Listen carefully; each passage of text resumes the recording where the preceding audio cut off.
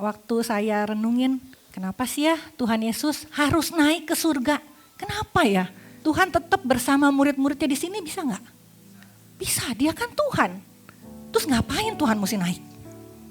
Ya, jadi ini yang menjadi kenapa Tuhan harus naik ke surga. Ya, mungkin ada yang tahu kenapa Tuhan naik ke surga. Tapi saat ini saya akan share kenapa Tuhan harus naik ke surga. Oke? Alasan yang pertama kenapa Tuhan harus naik ke surga. Misi di dunia sebagai penyelamat manusia sudah selesai. Ya, ayatnya kita baca di Yohanes 19 ayat yang ke-28 di terjemahan sederhana Indonesia. Setiap ayat yang ada kita akan baca bersama-sama. Amin. Karena apa? Firman timbul dari pendengaran dan pendengaran akan firman Tuhan. Amin. Ya. Oke. Di Yohanes 19 ayat yang ke-28. 1, 2, 3. Ketika Yesus tahu bahwa dia sudah selesai menjalankan semua tugasnya, maka sesuai dengan apa yang tertulis dalam firman Allah, dia berkata, aku haus. Ayat yang ke-30. Sesudah Yesus meminum anggur asam itu, ia berkata, sudah selesai, is finished. Lalu ia menundukkan kepalanya dan ia menyerahkan nyawanya. Waktu kita tahu, setelah itu tabir bait suci Allah terbelah dua. Terbelah dua artinya apa? Artinya sudah tidak ada lagi penghalang antara kita dengan Bapa di surga. Jadi Yesus turun ke dunia untuk membuka jalan pemulihan. Membuka jalan pemulihan kembali hubungan antara manusia dengan Bapa di surga. Dia harus kembali karena tugasnya sudah selesai di sini. It's finished katanya. Sudah selesai. Makanya dia harus kembali. Ya. Yohanes 14 ayat yang ke-6 dikatakan. Kata Yesus kepadanya, akulah jalan dan kebenaran dan hidup. Tidak ada seorang pun yang datang kepada Bapa kalau tidak melalui aku. Tuhan berkata, Tuhan datang ke dunia untuk membuka jalan. Membuka jalan apa? Pemulihan. Membuka jalan apa? Keselamatan. Untuk kita hidup dalam kekekalan.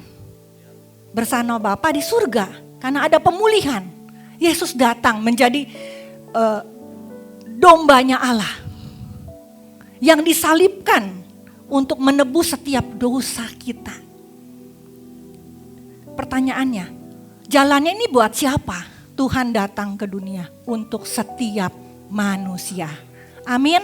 Amin. Amin. Di Roma 10 ayat 9-10 kita katakan bersama-sama. 1, 2, 3.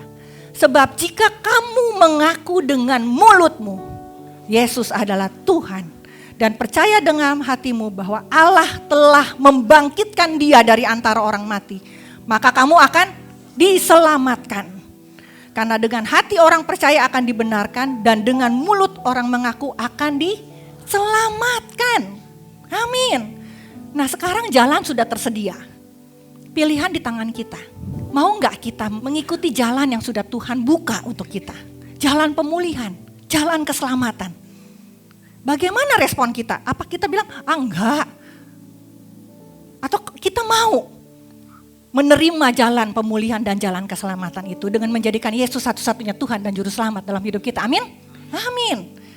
Nah, kemarin-kemarin nih sedang lagi ini nih ya, lagi heboh tentang tiket war-nya Coldplay. Wah, tiket war dibela-belain lu. Dibela-belain di depan. Wah, nungguin nih kapan dia dapat ya tiketnya ya.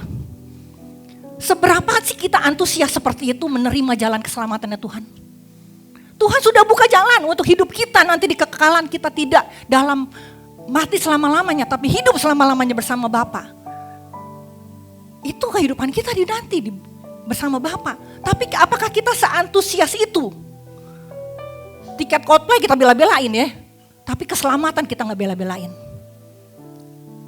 Ini pertanyaan bagi setiap kita. Amin. Ayo, Tuhan sudah buka jalan. Responi.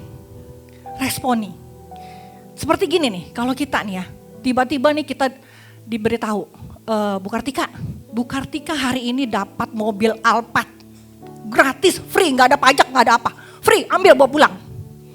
Wah, siapa di sini yang mau? Mau kan ya? Nafsu nggak? Nafsu, langsung.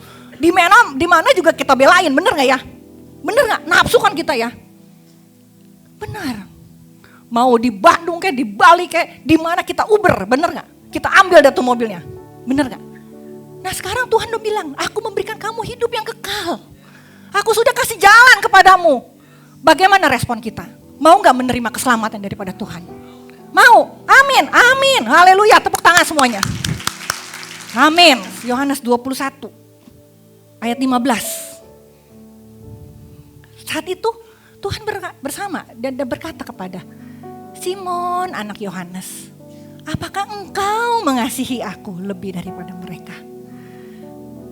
Dan Simon ini berkata, Tuhan tahu, Tuhan engkau tahu aku mengasihimu Tuhan.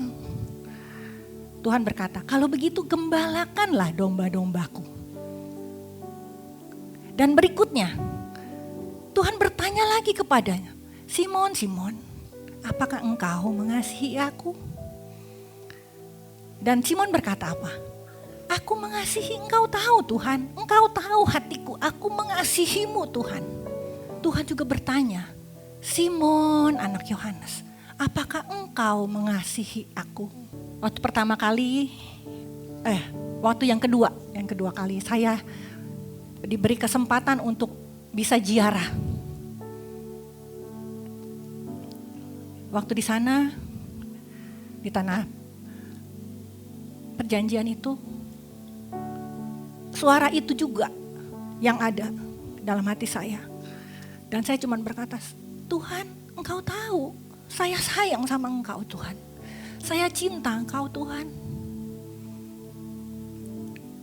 Dan Tuhan cuma berkata, kalau kau cinta sama aku, kau sayang sama aku, gembalakanlah domba-dombaku.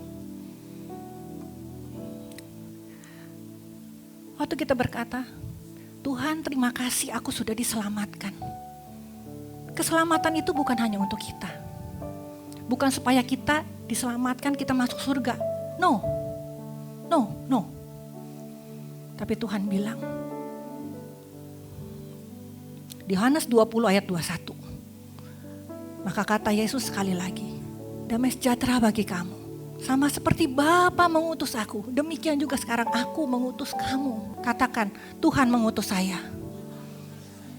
Untuk apa? Gembalakanlah domba-dombaku.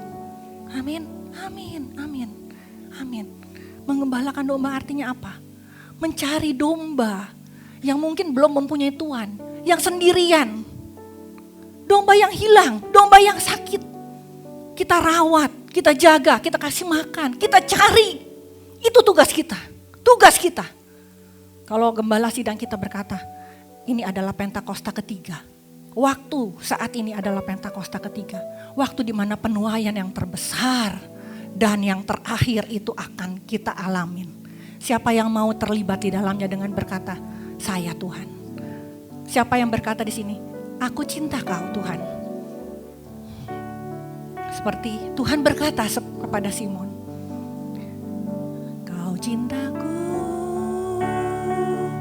Kau cintaku, boleh tampilin. Kau cintaku, Simon Petrus, kau cintaku. Kau cintaku, kau cintaku. Kau cintaku, Simon Petrus, kau cintaku.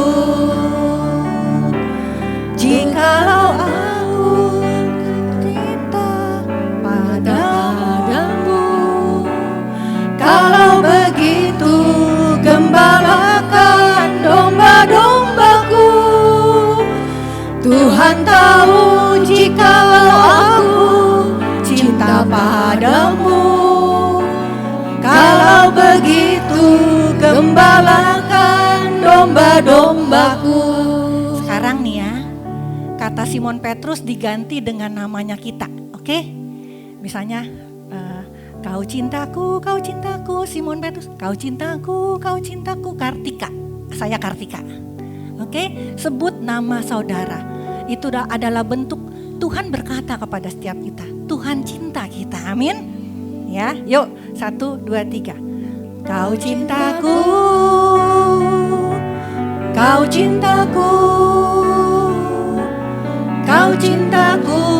Kartika.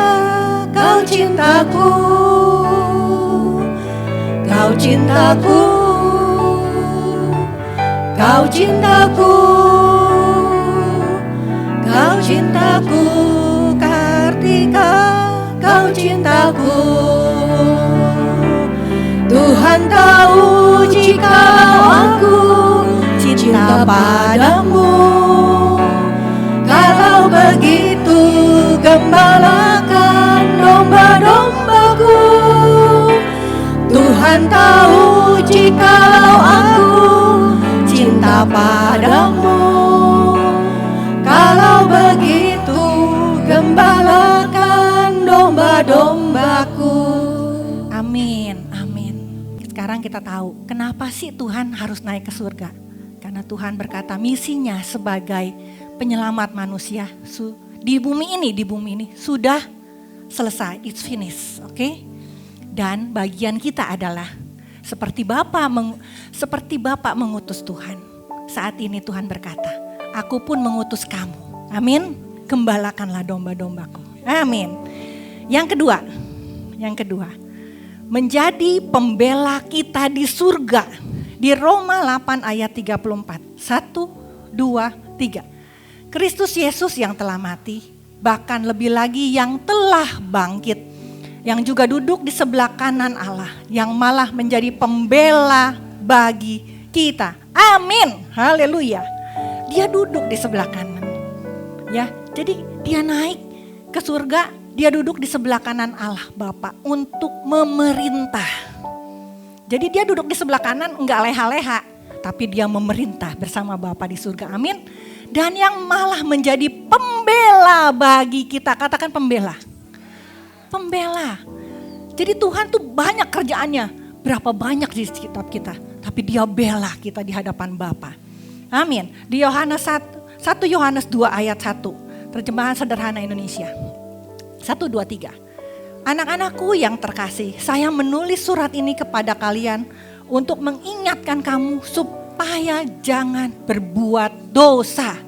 Tetapi kalau ada yang berbuat dosa, ingatlah bahwa kita mempunyai pembela di hadapan Bapa, yaitu Kristus Yesus yang selalu bertindak adil. Amin, amin, amin, amin. Siapa di sini yang bergerak dalam bidang hukum? Ada? Ya kalau kita nonton nih. Misalnya di persidangan, ada seorang pembela. Ya kan pasti ada hakim, ada pembela, ada jaksa, penuntut, benar gak ya? Tugasnya pembela itu apa? Tugasnya pembela apa? Membela terdakwa, betul gak? Dia gak penting, dia benar salah, pokoknya dia bela sampai terdakwanya itu dibebaskan. Itu tugas pembela. 1 Yohanes 1 ayat 9. 1, 2, 3.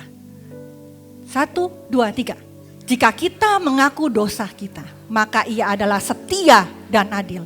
Ia akan mengampuni setiap dosa kita dan menyucikan kita dari segala kejahatan. Tugasnya pembela, membela setiap kita. Ada enggak di sini yang enggak punya dosa, angkat tangan. Saya suci Tuhan, saya enggak punya dosa. Ada? Enggak ada, karena kita semua orang berdosa. Tapi percayalah, kita punya pembela. Tuhan yang naik ke surga. Dia hari ini naik ke surga. Untuk menjadi pembela setiap kita di hadapan Bapa. Asal apa? Asal kita mengaku. Tuhan bilang asal kita ngaku aja dosa kita. Maka ia setia dan adil, ia akan mengampuni setiap dosa kita. Jadi gak ada tuh dosa kecil, dosa besar, dosa putih, dosa hitam, gak ada. Dosa adalah pelanggaran terhadap hukumnya Allah. Ya, berapa banyak kita di sini? Mungkin aja nih ya, saya termasuk saya. Mungkin sebentar aja, mungkin saya tersinggung dengan suami saya marah. Dosa nggak? Dosa. Makanya kita harus minta ampun setiap saat. Karena kita manusia nggak luput dari dosa, nggak luput. Jangan pikir, enggak gue cuma nginjak kaki dia doang tadi. Gak apa-apa tuh, gak sampai patah kakinya. Ngapain gue minta maaf? Enggak. Ya, tugas pembela, membela. Asalkan kalau misalnya saya nonton ya, dia film, pembelanya pasang bilang gini, ayo kamu ngomong apa yang kamu lakukan dengan jujur kepada saya, supaya saya bisa bela kamu. Begitu juga kita, kalau kita ngaku di hadapan Tuhan, Tuhan akan bela kita. Dan berkata, dia akan menyucikan kita dan menguduskan kita, amin. Gak ada dakwaan. Jangan bilang, saya sudah ngaku dosa, tapi saya merasa didakwa Tuhan. Bukan, Tuhan gak pernah mendakwa. Apapun dosa masa lalu kita, kalau kita ngaku, kita bertobat dan kita gak lakukan lagi, Tuhan akan menyucikan kita, amin. Tidak ada lagi dakwaan. Yang jadi koreksi untuk setiap kita, sudahkah kita bertobat? Sungguh-sungguh dan tidak lakukan lagi. Baru kemarin saya ada yang telepon, Ci, gini nih, saudaranya ketahuan selingkuh sekali. Tapi udah bertobat. Sekarang Ci, selingkuhnya udah 3 kali. Wah, itu sih bukannya bertobat. Kalau kita sungguh-sungguh bertobat, kita tidak akan lakukan lagi, amin. Amin. Kalau kita lakukan dosa tanpa kita sengaja, dan Tuhan tahu, karena Tuhan itu adil, Dia akan menyucikan kita tanpa ada dakwaan, amin. Amin, ya. Jadi sekarang kita tahu kenapa Tuhan harus naik ke surga. Yang pertama, karena misinya Tuhan di bumi sudah selesai untuk menjadi pembuka jalan, penyelamat manusia, amin. Amin, sudah membuka jalan pemulihan. Yang kedua, menjadi pembela kita di surga. Amin, amin, amin. Ya, dan yang ketiga, supaya Roh Kudus dicurahkan. Amin. Ya, jadi waktu Tuhan terangkat ke surga, saat itu Tuhan berkata kepada murid-muridnya, diam di tempat ini. Aku akan memberikan Roh Kudus-Mu. Kalau Bapa naik ke surga, supaya apa? Supaya Roh Kudus bisa dicurahkan atas setiap kita. Amin. Nah, yuk kita baca ayatnya di Lukas 24 ayat 49. 1, 2, 3. Dan aku akan mengutus Roh Kudus kepada kalian, seperti yang telah dijanjikan oleh Bapa.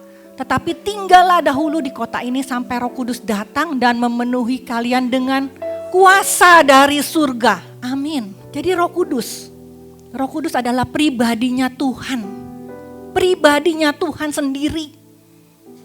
Wah, kita itu sebetulnya ciptaan Tuhan yang paling berbahagia. Karena apa? Tuhan tuh mau ngasih Roh Kudusnya untuk kita. Ngasih aku akan minta kepada Bapa dan Ia akan memberikan kepadamu seorang penolong yang lain. Supaya Ia menyertai kamu selama-lamanya. Yaitu Roh kebenaran. Dunia tidak dapat menerima Dia sebab dunia tidak melihat Dia dan tidak kenal Dia. Tetapi kamu kenal Dia. Sebab Ia menyertai kamu dan diam di dalam kamu. Amin. Tetapi penghibur, yaitu Roh Kudus yang akan diutus oleh Bapa dalam namaku. Dialah yang akan mengajarkan segala sesuatu kepadamu dan mengingatkan kamu akan semua yang telah kukatakan kepadamu. Amin. Amin. Waktu Tuhan naik ke surga, Dia tahu murid-muridnya mungkin galau. Tuhan, Engkau sudah sama saya. Engkau sudah menguatkan iman setiap kami. Engkau melakukan tanda mujizat dan kita sudah melihat. Kami sudah melihat Tuhan. Kenapa Engkau naik Tuhan? Tapi Tuhan bilang, Engkau enggak sendirian. Aku naik supaya dicurahkan Roh Kudus yang akan menyertaimu dan tinggal di dalam kamu. Yang menolong kamu. mengajar, amin, membela kita, menolong kita, bahkan memberi kuasa untuk setiap kita, amin, amin. Saya kayaknya merasa sendiri Tuhan. Hidup bakal apa? Saya udah putus asa Tuhan. Mungkin ekonomi gak baik-baik, sakit gak sembuh-sembuh. Mendingan mati deh Tuhan. Ingat, Tuhan gak pernah biarin kita sendiri, amin. Tuhan memberikan Roh-Nya yang kudus untuk menyertai kita, menolong kita, mengajar kita, mendidik kita, bahkan memberi kita kuasa, katakan kuasa. Dan bahkan memberikan kemenangan bagi setiap kita, amin. Tetap percaya janji Tuhan, tetap percaya janji Tuhan. Kalau janji Tuhan berkata, Tuhan akan menyertai kita, bahkan menolong kita, memegang tangan kita, memberi kekuatan bagi kita. Tetap percaya kepada Roh Kudus. Biarkan Roh Kudus menuntun hidup kita. Biarkan hidup kita penuh dituntun oleh Roh Kudus. Amin, amin. 2 minggu yang lalu saya khotbah di Next Gen. Itu temanya Lead the Holy Spirit. Roh Kudus yang menuntun hidup kita. Bagaimana kita hidup dituntun oleh Roh Kudus.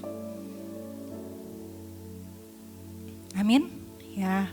Jadi kenapa Tuhan harus naik ke surga? Kenapa Roh Kudus dicurahkan? Kalau ayat berikutnya dikatakan, kau akan menjadi saksiku dari Yerusalem, Yudea, Samaria sampai ke ujung-ujung bumi. Amin. Tetap izinkan Roh Kudus berkuasa dalam hidupmu. Tetap izinkan kita hidup dituntun oleh Roh Kudus. Bagaimana hidup dituntun oleh Roh Kudus? Mungkin bisa dengar khotbahnya Next Gen. Waktu kita bisa lepas, kita menang, kita akan menjadi saksi-saksinya Tuhan. Amin. Amin ya. Jadi hari ini kita memperingati kenaikan Tuhan Yesus. Ada 3 alasan kenapa Tuhan Yesus harus naik ke surga. Yang pertama, karena misinya sebagai penyelamat sudah selesai. Tinggal bagian kita. Mau gak kita diutus Tuhan? Maukah kita mengembalakan domba-dombanya Tuhan? Amin. Ya. Yang kedua, Tuhan duduk di sebelah kanan Bapa untuk menjadi pembela bagi kita. Tidak ada dosa yang tidak diampuni. Yang penting kita akui, jangan kita nggak ngaku, itu nggak diampunin.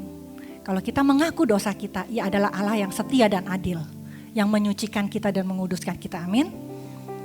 Yang ketiga, agar Roh Kudus dicurahkan. Agar apa? Agar setiap kita tahu kita nggak sendirian di bumi. Ada Roh Kudus, satu pribadi Allah sendiri yang diam di dalam kita. Menyertai kita, menolong kita, menuntun kita, memimpin kita, bahkan memberi kita kuasa. Amin. Untuk apa? Untuk menjadi saksi-saksinya Tuhan. Amin.